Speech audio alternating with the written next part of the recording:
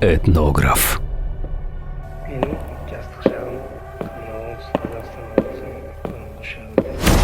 Мәдениет және қоғам қайраткері. Что такое советская власть? В чем заключается сущность этой новой власти? Тарихи тұлға.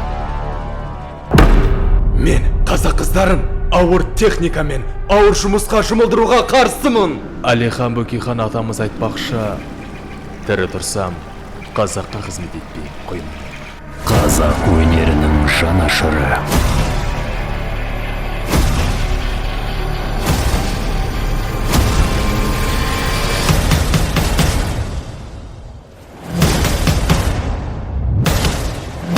Аға, мен Өзбекстан басшылары конкурстан алып тастапты.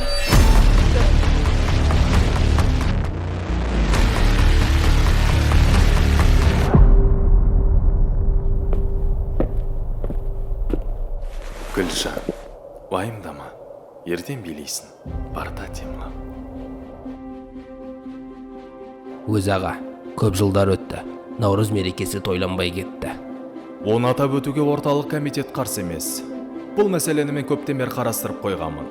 Наурызға дайындала беріңіздер.